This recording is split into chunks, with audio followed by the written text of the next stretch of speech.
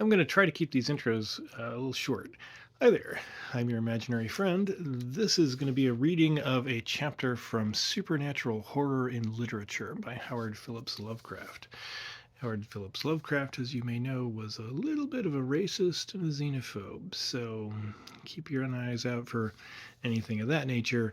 And also just kind of in general, Victorian fiction or fiction of that era. Beware that it is a product of its time. Last but not least, I'm going to be trying to do readings of all of the works that he cites in these chapters, and so if I've gotten to anything from this chapter, look for a link at the end to a playlist. Thanks and enjoy. 9.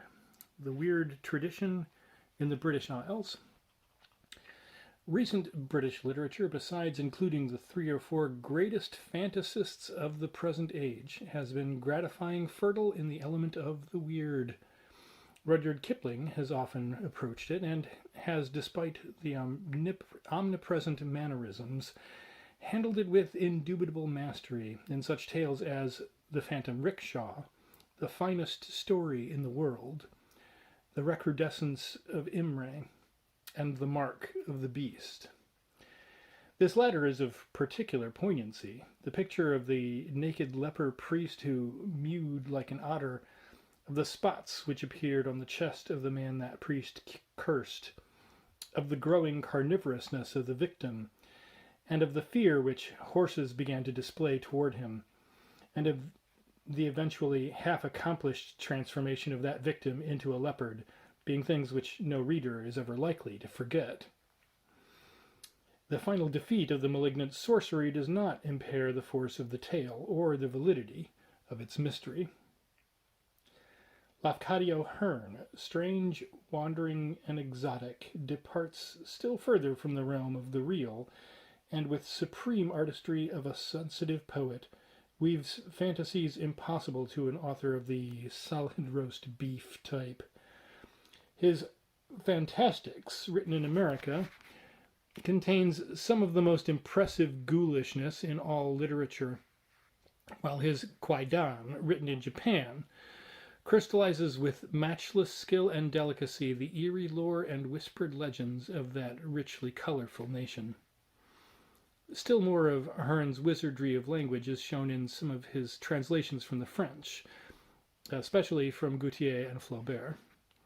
His version of the latter's Temptation of St. Anthony is a classic of fevered and riotous imagery clad in the magic of singing words. Oscar Wilde may likewise be given a place amongst weird writers, both for certain of his exquisite fairy tales, and for his vivid Picture of Dorian Gray, in which a marvelous portrait for years assumes the duty of aging and coarsening instead of its original, who meanwhile plunges into every excess of vice and crime without the outward loss of youth, beauty, and freshness. There is a sudden and potent climax when Dorian Gray, at last become a murderer, seeks to destroy the painting whose changes testify to his moral degeneracy. He stabs it with a knife, and a hideous cry and crash are heard, but when the servants enter, they find it all in its pristine loveliness. Lying on the floor was a dead man in evening dress, with a knife in his heart. He was withered, wrinkled, and loathsome of visage. It was not until they had examined the rings that they recognized who he was. Matthew Phipps Shiel, author of many weird, grotesque, and adventurous novels and tales, occasionally attains a high level of horrific magic. Xélucha is a noxiously hideous fragment, but is excelled by Mr. Shiel's undoubted masterpiece, The House of Sounds, floridly written in the yellow 90s and recast with more artistic restraint in the early 20th century. This story, in its final form, deserves a place among the foremost things of its kind. It tells of a creeping horror and menace trickling down the centuries on a subarctic island off the coast of Norway, where, amidst the sweep of demon winds and the ceaseless din of hellish waves and cataracts, a vengeful dead man built a brazen tower of terror. It is vaguely like, yet infinitely unlike, Poe's Fall of the House of Usher. In the novel The Purple Cloud, Mr. Shiel describes with tremendous power a curse which came out of the Arctic to destroy mankind, and which for a time appears to have left but a single inhabitant on our planet. The sensations of this lone survivor as he realizes his position and roams through the corpse-littered and treasure-strewn cities of the world as their absolute master are delivered with a skill and artistry falling little short of actual majesty. Unfortunately, the second half of the book, with its conventionally romantic element, involves a distinct letdown. Better known than Shiel is the ingenious Bram Stoker, who created many starkly horrific conceptions in a series of novels whose poor technique sadly impairs their net effect. The Lair of the White Worm, dealing with a gigantic primitive entity that lurks in a vault beneath an ancient castle, utterly ruins a magnificent idea by a development almost infantile. The Jewel of Seven Stars, touching on a strange Egyptian resurrection, is less crudely written. But best of all is the famous Dracula, which has become almost the standard modern exploitation of the frightful vampire myth. Count Dracula, a vampire, dwells in a horrible castle in the Carpathians, but finally migrates to England with the design of populating the country with fellow vampires. How an Englishman fares within Dracula's stronghold of terrors, and how the dead fiend's plot for domination is at last defeated, are elements which unite to form a tale now justly assigned a permanent place in English letters. Dracula evoked many similar novels of supernatural horror, among which the best are perhaps The Beetle by Richard Marsh, Brood of the Witch Queen by Saxe Rohmer, Arthur Sarsfield Ward, and The Door of the Unreal by Gerald Biss. The latter handles quite dexterously the standard werewolf superstition. Much subtler and more artistic, and told with singular skill through the juxtaposed narratives of the several characters, is the novel Cold Harbour by Francis Brett Young, in which an ancient house of strange malignancy is powerfully delineated. The mocking and well-nigh omnipotent fiend Humphrey Furnival holds echoes of the Manfred Montoni type of early Gothic villain, but is redeemed from triteness by many clever individualities. Only the slight diffuseness of explanation at the close, and the somewhat too free use of divination as a plot factor, keep this tale from approaching absolute perfection. In the novel Witch Wood, John Buchan depicts with tremendous force a survival of the evil Sabbat in a lonely district of Scotland. The description of the Black Forest with the evil stone, and of the terrible cosmic adumbrations when the horror is finally extirpated, will repay one for wading through the very gradual action and plethora of Scottish dialect. Some of Mr. Buchan's short stories are also extremely vivid in their spectral intimations. The Green Wildebeest tale of African witchcraft, The Wind in the Portico with its awakening of dead Britanno-Roman horrors, and Skule Skerry, that's Skule Skerry, with its touches of subarctic fright, being especially remarkable.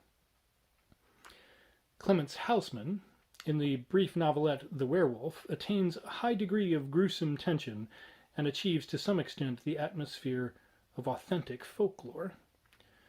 In The Elixir of Life, Arthur Ransome attains some darkly excellent effects despite a general naivete of plot, while H.R. Drake's The Shadowy Thing summons up strange and terrible vistas. George MacDonald's Lilith has a compelling bizarrerie all its own, the first and simpler of the two versions being perhaps the more effective.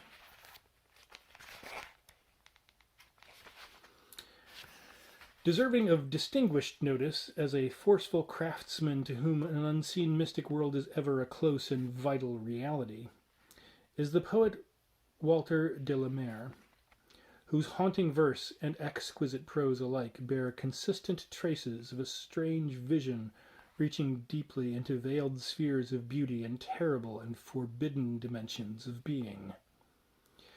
In the novel The Return, we see the soul of a dead man reach out of its grave of 2 centuries and fasten itself upon the flesh of the living, so that even the face of the victim becomes that which had long ago returned to dust. Of the shorter tales, of which several volumes exist, many are unforgettable for their command of fears and sorcery's darkest ramifications, notably Seaton's Aunt, in which there lowers a noxious background of malignant vampirism, The Tree, which tells of a frightful vegetable growth in the yard of a starving artist, Out of the Deep, wherein we are given leave to imagine what thing answered the summons of a dying wastrel in a dark, lonely house, when he pulled a long-feared bell cord in the attic of his dread-haunted boyhood. A Recluse, which hints at what sent a chance guest flying from a house in the night. Mr. Kempy, which shows us a mad clerical hermit in quest of the human soul, dwelling in a frightful sea-cliff region beside an archaic abandoned chapel. And All Hallows, a glimpse of demoniac forces besieging a lonely medieval church and miraculously restoring the rotting masonry. De la Mare does not make fear the sole or even the dominant element of most of his tales, being apparently more interested in the subtleties of character involved. Occasionally he sinks to sheer whimsical fantasy of the Barry order. Still, he is among the very few to whom unreality is a vivid, living presence, and as such he is able to put into his occasional fear studies a keen potency which only a rare master can achieve. His poem, The Listeners, restores the Gothic shudder to modern verse. The weird short story has fared well of late, an important contributor being the versatile E.F. Benson, whose The Man Who Went Too Far breathes whisperingly of a house at the edge of a dark wood, and of Pan's hoof mark on the breast of a dead man. Mr. Benson's volume Visible and Invisible contains several stories of singular power, notably Negotium Perambulans, whose unfolding reveals an abnormal monster from an ancient ecclesiastical panel who performs an act of miraculous vengeance in a lonely village on the Cornish coast. And The Horror Horn, through which lopes a terrible half-human survival dwelling on unvisited alpine peaks. The Face, in another collection, is lethally potent in its relentless aura of doom. H.R. Wakefield, in his collections They Return at Evening and Others Who Return, manages now and then to achieve great heights of horror despite a vitiating air of sophistication. The most notable stories are The Red Lodge, with its slimy, aqueous evil, He Cometh and He Passeth By, and He Shall Sing, The Cairn, Look Up There, Blind Man's Buff, and that bit of lurking millennial horror, The 17th Hole at Doncaster.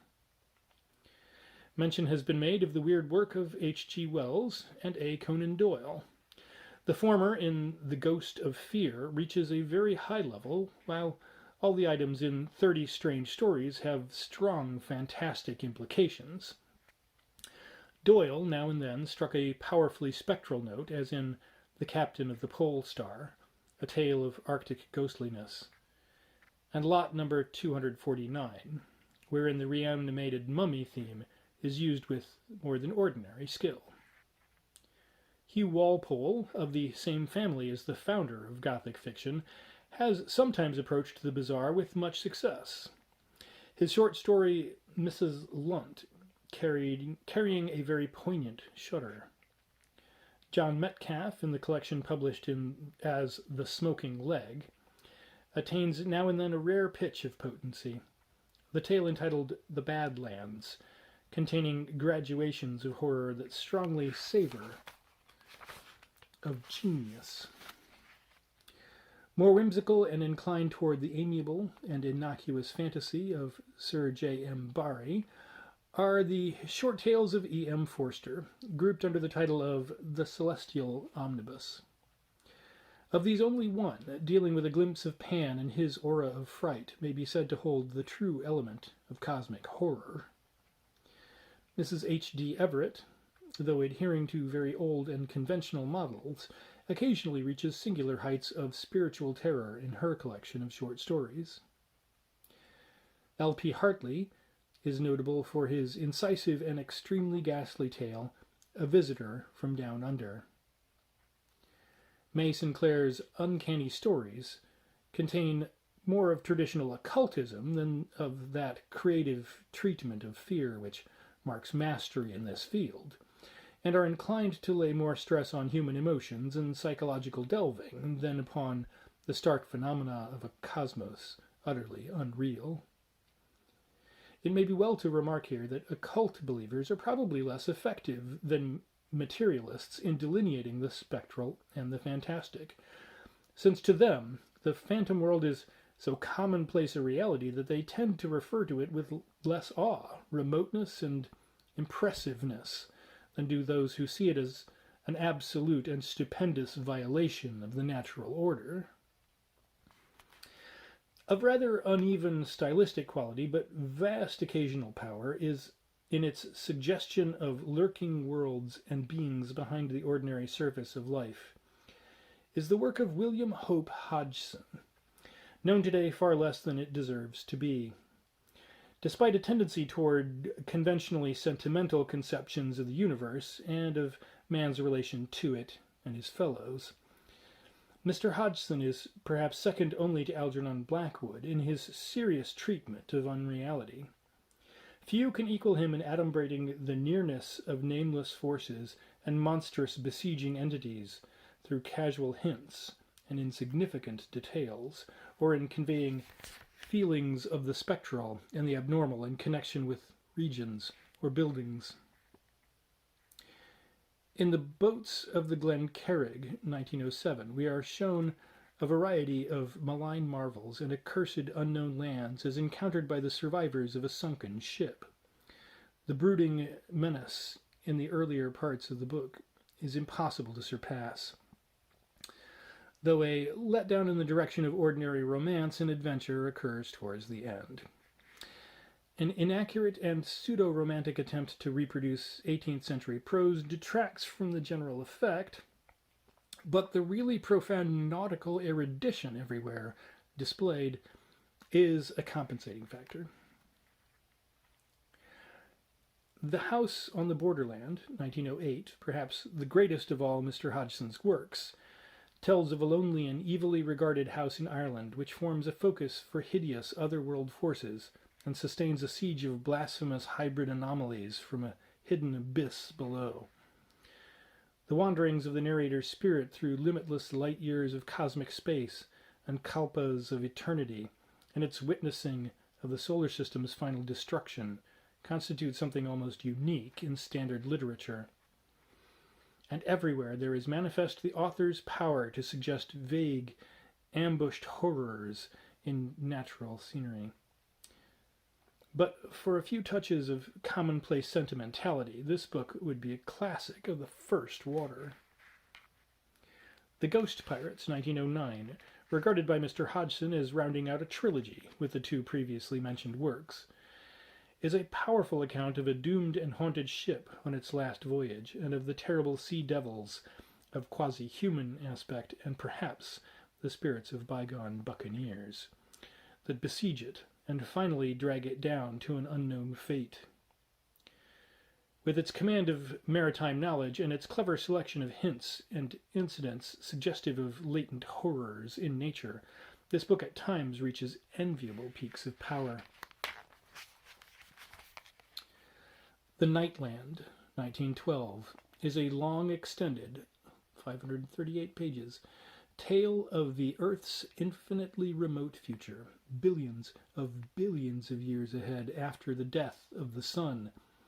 It is told in a rather clumsy fashion as the dreams of a man in the 17th century, whose mind merges with its own future incarnation and is seriously marred by painful verboseness, repetitiousness, artificial and nauseously sticky romantic sentimentality, and an attempt at archaic language is even more grotesque and absurd than that in Glencarrig.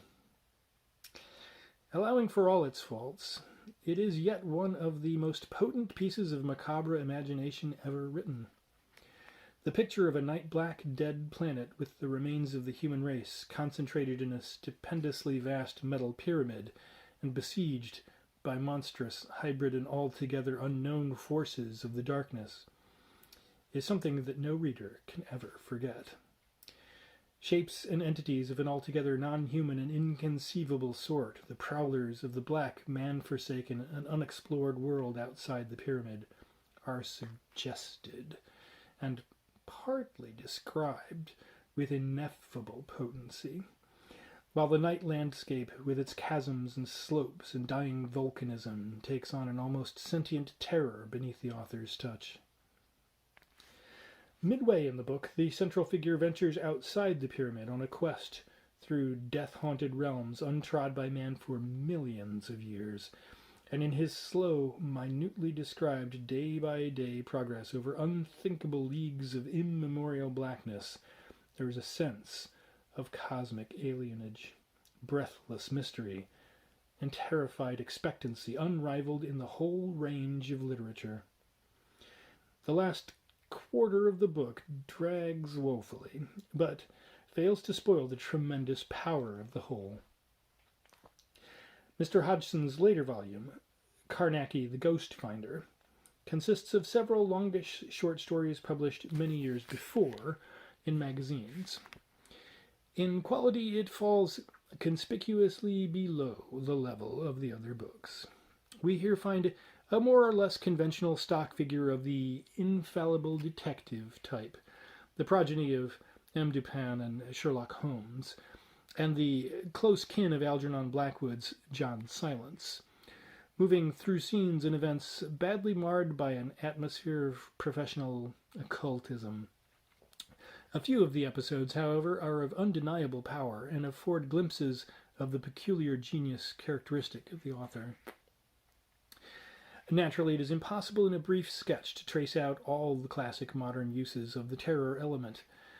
The ingredient must of necessity enter into all work, both prose and verse, treating broadly of life, and we are therefore not surprised to find a share in such writers as the poet Browning, whose child Roland to the dark tower came, is instinct with hideous menace, or the novelist Joseph Conrad, who often wrote of the dark secrets within the sea, and of the demoniac driving power of fate as influencing the lives of lonely and maniacally resolute men.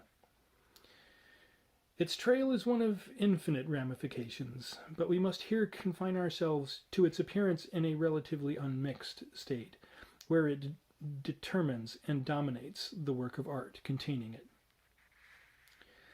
Somewhat separate from the main British stream is that current of weirdness in Irish literature, which came to the fore in the Celtic Renaissance of the later 19th and early 20th centuries.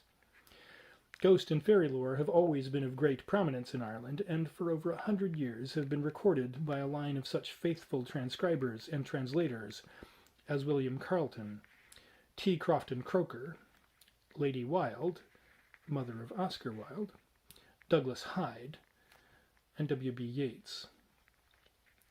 Brought to notice by the modern movement, this body of myth has been carefully collected and studied, and its salient features reproduced in the work of later figures like Yeats, J.M. Synge, A.E., Lady Gregory, Padraic Colum, James Stephens, and their colleagues. Whilst on the whole more whimsically fantastic than terrible, such folklore and its consciously artistic counterparts contain much that falls truly within the domain of cosmic horror. tales of burials in sunken churches beneath haunted lakes, accounts of death-heralding banshees and sinister changelings, ballads of spectres and the unholy creatures of the raths. All these have their poignant and definite shivers, and mark a strong and distinctive element in weird literature. Despite homely grotesqueness and absolute naivete, there is genuine nightmare in the class of narrative represented by the yarn of Teig O'Kane, who in punishment for his wild life was ridden all night by a hideous corpse that demanded burial, and drove him from churchyard to churchyard as the dead rose up loathsomely in each one and refused to accommodate the newcomer with a berth.